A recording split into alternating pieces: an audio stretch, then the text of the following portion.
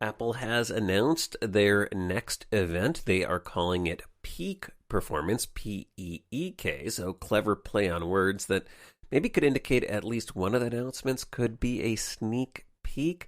They sent out the invitations virtually via email, and the event will take place on March 8th at 10 a.m. Pacific. Again, it is also a virtual event. That is now the official time and place. We thought it was going to be that. I think previous episode of the MacCast, we probably talked about that. As far as what we are expecting them to announce, pretty strong indications at this point that we'll see a third generation of the iPhone SE, maybe a refreshed iPad Air or entry-level iPad, and also a new Apple Silicon-based Mac of some sort. That one's a little less certain as to exactly what we're going to see. On the iPhone SE, we are expecting Apple to basically refresh that model. No design change here, no screen changes or big functional changes, but they will update the processor to an A15 Bionic and add in 5G support. Although we did get some new tidbits from Ming-Chi Kuo this week, mentioning that there might be a new 256 gigabyte storage option, that the 5G could include support for both millimeter wave and sub-6 gigahertz 5G connectivity, and also that we're not expecting any new colors, which is a little bit of a bummer, right? But hey, you get the nice black, white, and red options, which aren't too bad. So that's what's happening with the iPhone SE. Nice entry-level phone with some good updates there. iPad Air 5 is also expected. Again, no major design changes, but Apple bringing the specs up. A15 Bionic chip in there as well is expected.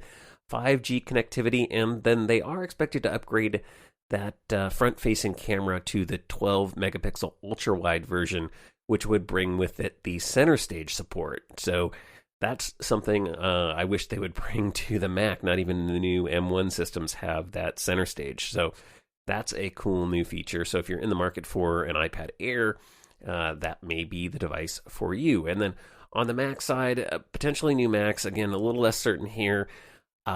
Likely to announce maybe an entry-level 13-inch MacBook Pro update, possibly with the new M2 processor, and there could be an update to the Mac Mini, maybe with the M2, but also there's the outside chance we could see that Mac Mini quote-unquote Pro with Apple adding an M1 Pro option, an M1 M1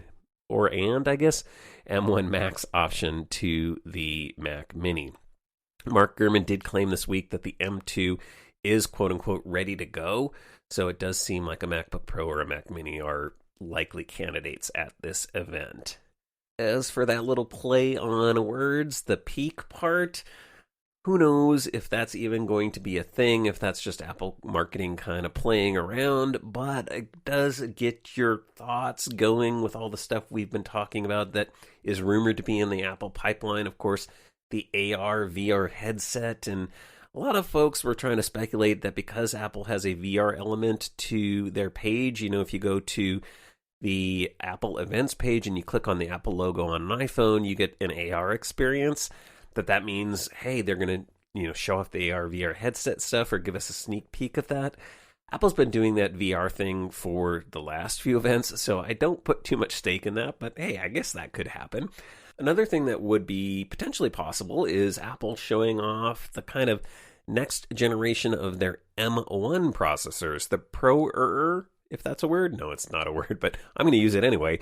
Pro versions of the M1 Pro and the M1 Max, so the double, or I think it's quad and 8 times the Max, those big processors we're expecting for a new updated Mac Pro. Maybe they'll show us that.